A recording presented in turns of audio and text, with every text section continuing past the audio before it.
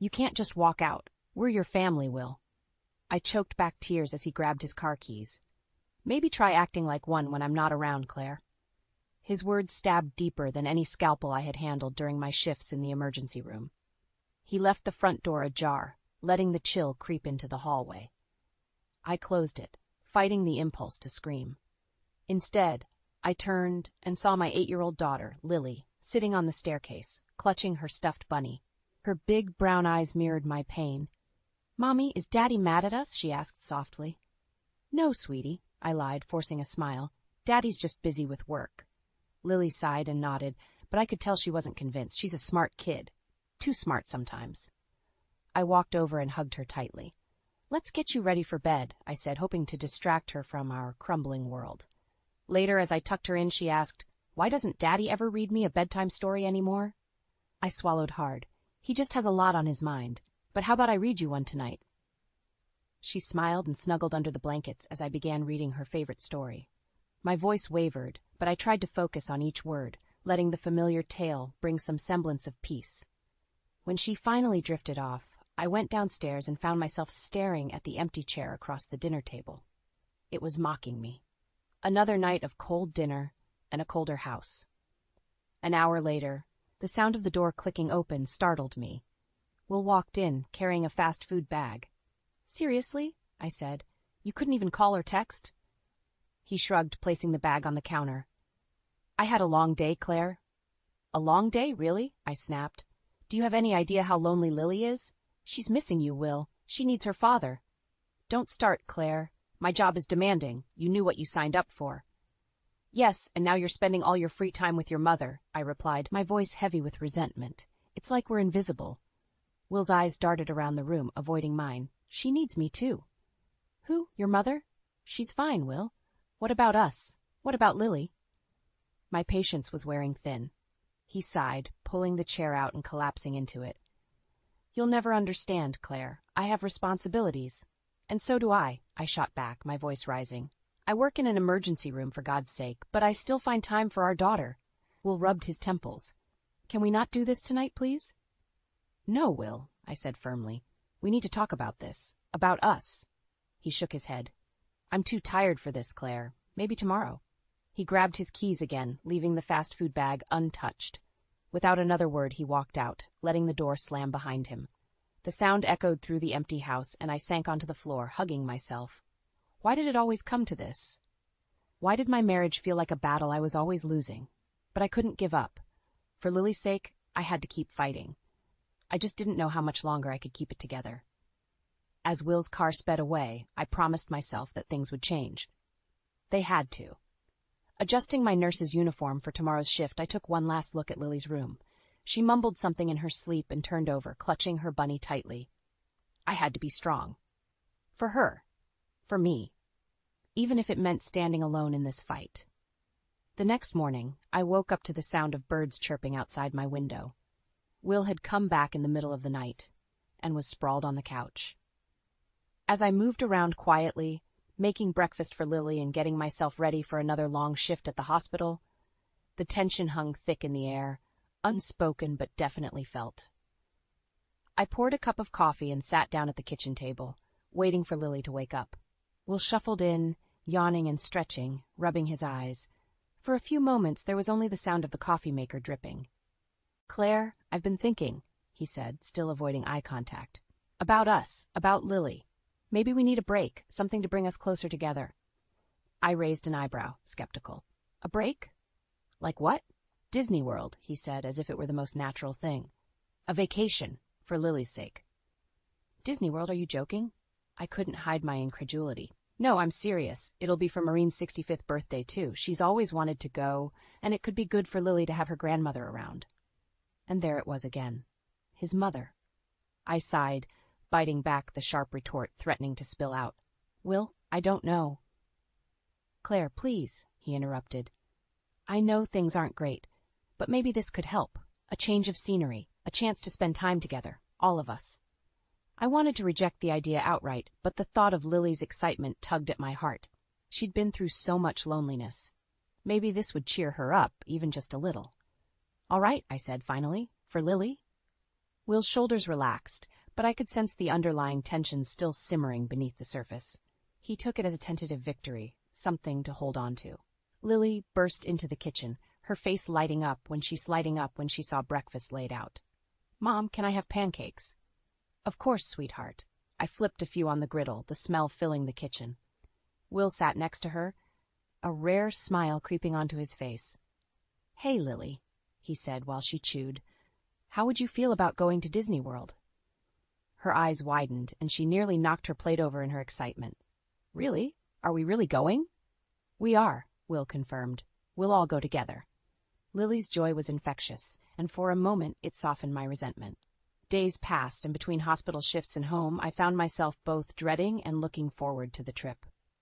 Will seemed to be making an effort, though his absences were still frequent, usually explained away with work or errands for Maureen.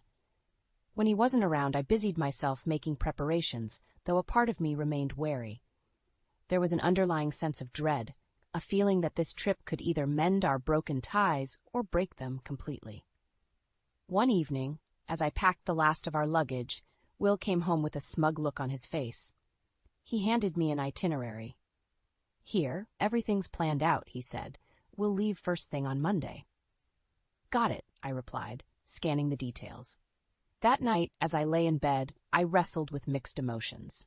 I wanted to believe this vacation could be a turning point, but deep down, doubts gnawed at me.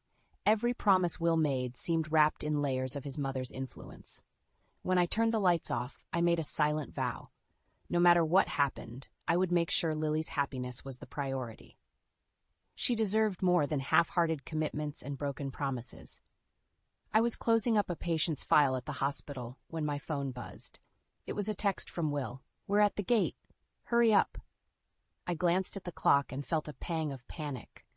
There had been an emergency at the ER, and I had lost track of time. I grabbed my bag and rushed out, speeding all the way home to pick up Lily. When I burst through the front door, Lily was sitting in the living room with her small suitcase next to her. She looked up, her eyes hopeful but worried. "Are we late, Mom?" "Just a bit, sweetie. Let's go," I said, grabbing her hand and pulling her along. We flew out of the house, my mind racing as we sped to the airport. By the time we reached the terminal, I was out of breath, and Lily was clutching my hand tightly. We ran to the check-in counter, but the look on the attendant's face told me everything before she even spoke. "What do you mean they've already boarded?" I gasped, my heart sinking. "I'm sorry, ma'am. Your flight is closed. They've already taken off." A sense of betrayal and desperation surged through me. How could Will and Maureen leave us behind? I pulled out my phone and saw a text from Will. "Couldn't wait. Hope you manage. Will." I clenched my fists, feeling anger and humiliation flood over me. Lily tugged at my sleeve, her voice a whisper. "Mom, what do we do now?" I took a deep breath, trying to stay calm for her sake. "It's all right, Lily. We'll figure something out." We found a bench and collapsed onto it. The weight of the day crashed down on me, and I felt my eyes sting with unshed tears. I rubbed my temples, trying to think of a solution, when a voice interrupted my thoughts. "You seem like you could use some help." I looked up to see a kind face. An older man, dressed in a simple blazer, stood before us. He had an air of gentleness, but there was strength in his eyes. "No, thank you. We're fine," I said, though my voice trembled. "Are you sure? You look like you've had a rough day," he persisted. I hesitated, looking at Lily. She needed to get to Disney World. She deserved that joy. We missed our flight," I finally admitted. The man nodded, sympathy evident on his face. "Well, I'm Richard," he introduced himself. "Maybe I can help. Are you trying to book another flight?" "Everything's probably booked, and last-minute tickets cost a fortune," I replied, feeling the despair creeping in. Richard smiled gently. "Let me see what I can do. I have some miles I haven't used." My eyes widened in surprise. "Why would you do that for strangers?" Richard shrugged. "I believe in helping people when they need it. Simple as that." I exchanged a glance with Lily, who nodded ever so slightly. "Okay, Richard. We'll accept your help." Over the next hour, Richard helped us navigate the chaotic airport, using his connections and miles to secure us tickets. As we waited for the next flight, he shared stories from his own life, his kindness soothing the raw edges of my anxiety.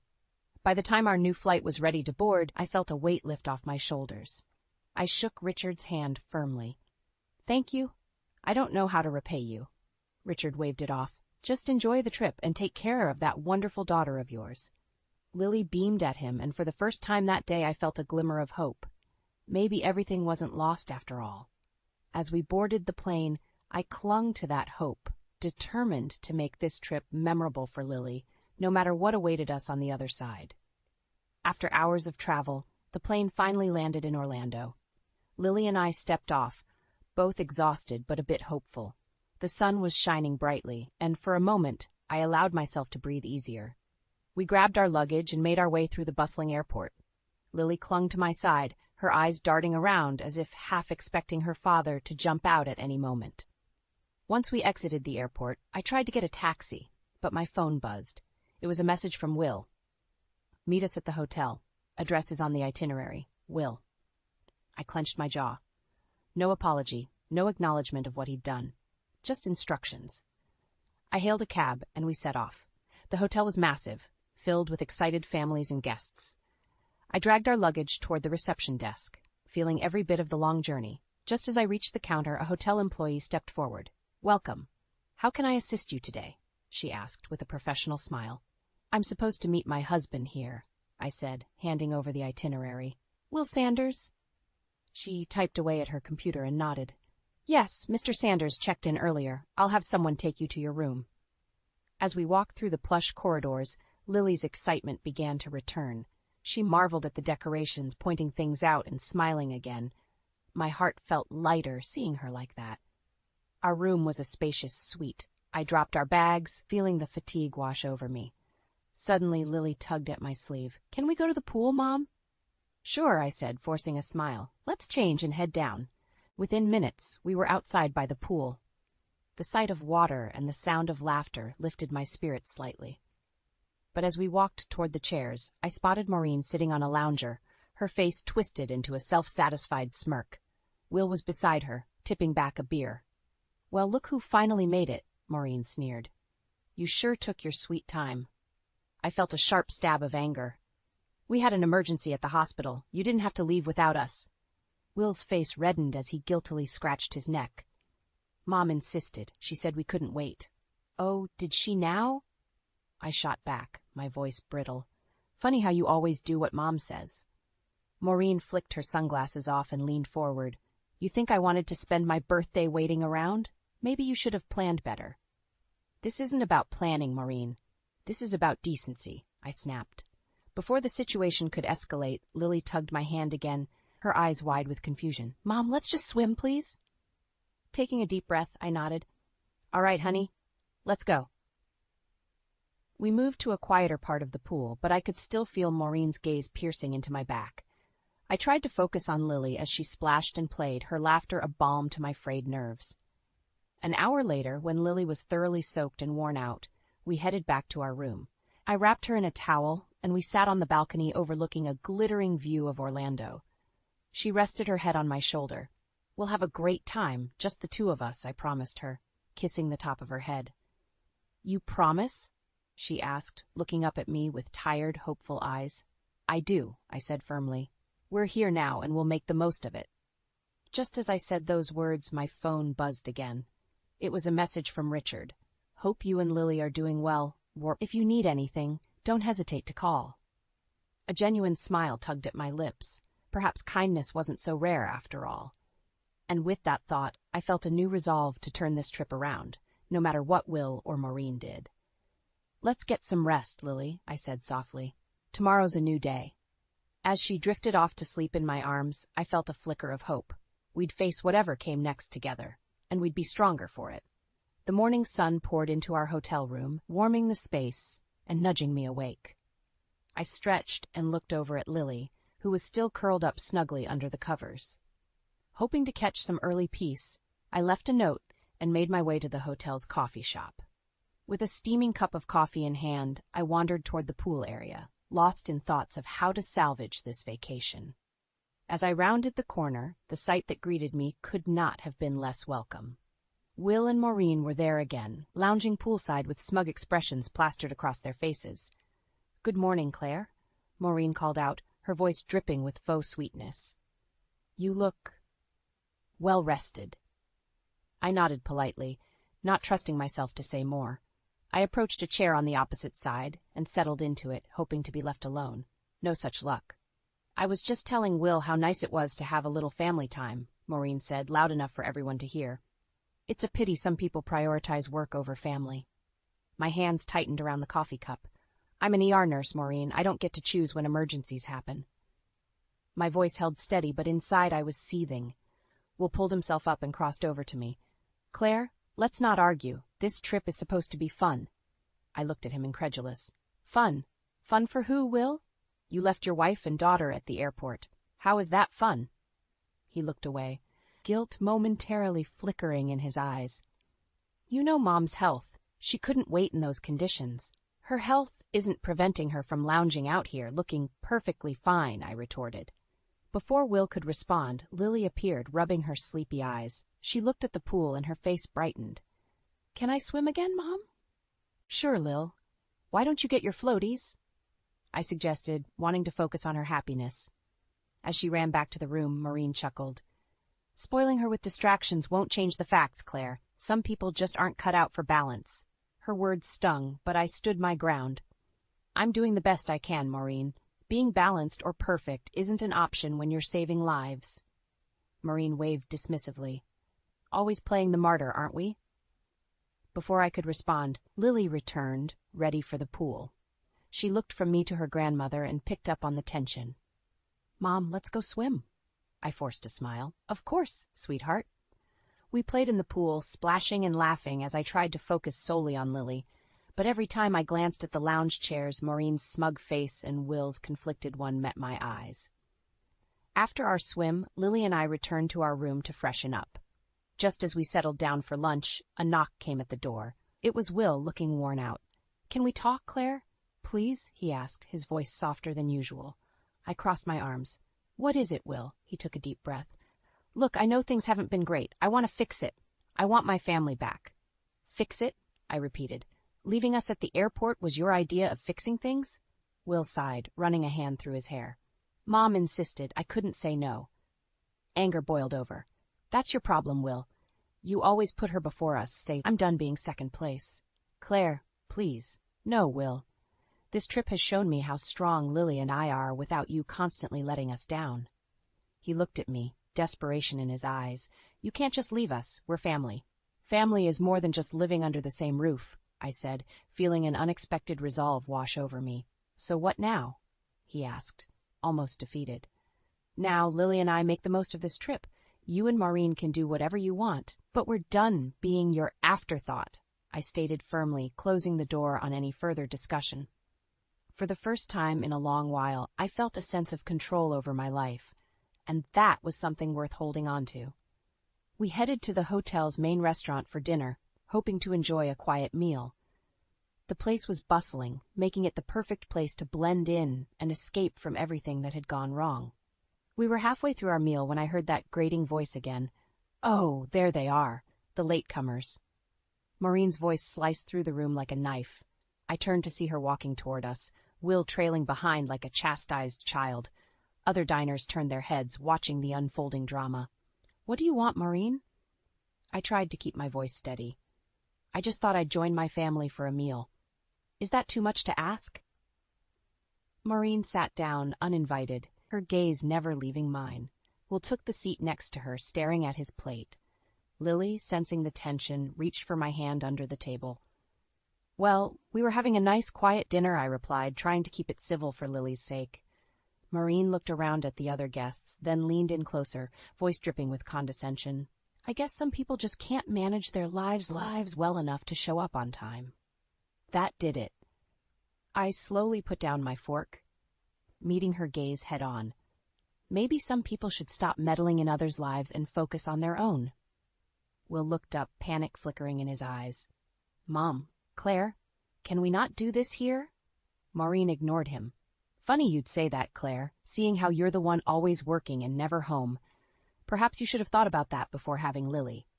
I felt my entire body flush with anger. I'm doing what I have to for my family, Maureen. Something you wouldn't understand. Lily tugged at my sleeve. Mom, can we go? Yes, sweetie, we can, I said, standing up, but not before leaning in to whisper into Maureen's ear. You've crossed a line. I grabbed our things and led Lily out of the restaurant. My mind was racing, teetering between rage and disappointment. As we made our way back to our room, I suddenly remembered an old college friend who worked at the hotel. A plan began to form. Leaving Lily in the room with a movie, I made my way to the hotel's front desk and asked for my friend, Megan. She arrived in a few minutes, her face splitting into a wide smile when she saw me. "Claire, it's been ages," she exclaimed, hugging me tightly. "Megan, it's so good to see you," I said, feeling some of my tension melt away. "Listen, I need a favor, and it's a big one." Her eyes twinkled with curiosity. "Anything for you. What's up?" I quickly explained the situation with Will and Maureen, my voice steady but urgent. Megan listened intently, nodding along.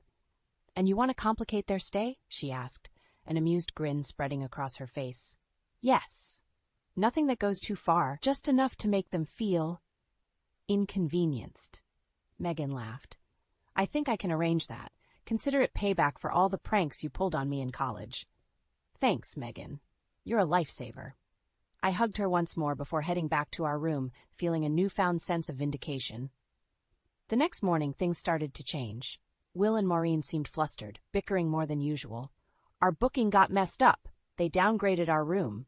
Maureen complained loudly at breakfast. I hid my smirk behind a cup of coffee, exchanging a knowing glance with Megan when she walked by our table. Everything was falling into place perfectly. As the day wore on, more accidents happened. Their keycards stopped working, their luggage was misplaced temporarily, and room service seemed to always forget something crucial. "The hotel staff seems to have a personal vendetta against us," Will grumbled, clearly at his wits' end. While they dealt with their chaos, Lily and I enjoyed the parks, splashed in the pool, and soaked up every bit of joy we could. It's as if karma had finally decided to favor us. That night, as we lay in bed, Lily snuggled close and whispered, "This is the best trip ever, Mom." I hugged her tightly, feeling a mix of triumph and peace. "I'm glad, sweetheart. We deserve it." And for the first time in a long while, I believed it. We absolutely did. The downturn in Maureen and Will's fortune was pure poetic justice. Each morning, their faces carried new wrinkles of irritation and confusion as yet another mishap unfolded. Their frustration fed my quiet satisfaction, keeping me buoyed through the long days. Returning from the some rides at the parks, Lily and I ran into Will in the lobby. He looked far from his usual composed self. "Claire, have you seen Mom?" Will asked, exasperated. "No," I replied coolly, enjoying the shift in power dynamics. "Is she lost?" "She went to get our rooms sorted out. Again," he muttered, shaking his head. "The 4th room change this week, Claire. This place must be cursed." "Maybe it's karma," I said with a bitter smile, before calling Lily to head towards the dining area. While Will's situation got worse, our stay was nothing short of luxurious.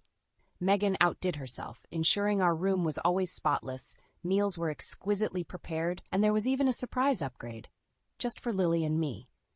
Every time the door opened to reveal steaming plates or extra gifts for Lily, I felt a quiet revenge seeping in.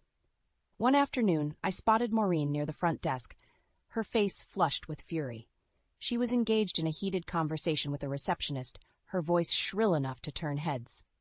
"This is unacceptable," Maureen barked. "First, my luggage goes missing, then our rooms are infested with ants, and now this." The receptionist wasn't flustered, though. "We apologize, ma'am. We're doing our best to accommodate you. It seems there's been a mix-up. Please bear with us." I couldn't help but step closer, catching Maureen's eye. "Problems, Maureen?" My voice was saccharine sweet. She shot me a venomous look. "What do you think, Claire? This place is a nightmare. I can't believe Will booked this dump." "Well," I replied, "maybe if you weren't so rude to every single staff member, things might go smoother for you." Her eyes blazed with fury. Before she could retort, Will jogged over, clearly anxious. "Mom, come on, let's just go grab lunch." Maureen glared at me one last time and huffed away with Will. I caught Megan's amused wink from behind the desk. This little rebellion was everything I needed. That evening, as Lily and I enjoyed a dessert feast delivered to our room, we overheard sounds of chaos from the hallway. We ventured out to see Maureen and Will standing beside what had once been their luggage, now scattered all over the floor, their clothes spilling out. This is the last straw, Maureen screamed, tears of frustration streaming down her face. I'm calling the manager. I guided Lily back into the room, unable to suppress my grin. Let's leave them to their mess, honey. With our door closed, I settled Lily into bed. As she drifted off, I reflected on the sweet irony of the situation. They'd taught me a lot about neglect and mistreatment over the years, but now they were gravely tasting their own medicine. Just before falling asleep, my phone buzzed. It was Will. Claire, we need to talk. This is getting out of hand. I ignored his text. Tonight, I wanted nothing more than to rest in the peace and comfort of my hard-fought victory. As the morning light broke, I felt an unexpected sense of clarity. It was time to confront him, not out of anger, but out of strength. At breakfast, I found him waiting at a secluded table, looking more tired than guilty. So you wanted to talk?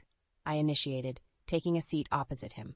Claire, I know this trip has been chaotic, but it's not what I wanted for us, he began. What did you want? Will, because it sure felt like you wanted to drop us into a whirlpool and see if we could swim, I responded. He sighed. I wanted, a reset, a chance for us to reconnect. I raised an eyebrow. By abandoning us at the airport and prioritizing your mother at every turn? He looked away. I thought maybe if I could keep Mom happy, we'd all be happy. I shook my head, realizing just how deep his misguided devotion ran. Family isn't about prioritizing one person's happiness over everyone else's, Will. It's about mutual respect, love, and effort from everyone. He seemed to absorb it begrudgingly. So what now?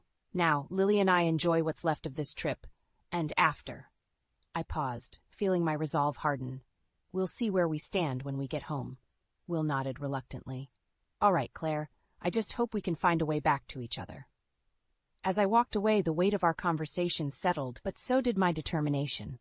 This wasn't the end, it was a new beginning, for both Lily and me. And whatever happened, we'd face it on our terms. As our time at Disney World drew to a close, I felt a bittersweet mixture of triumph and sadness. Lily had the time of her life, laughing and playing with all the exuberance a child deserves. But the tension with Will and Maureen hung over us like a dark cloud. The night before our flight back, I decided it was time for one final confrontation. I found Will in the lobby, staring at his phone. He looked up as I approached, weary lines etched on his face.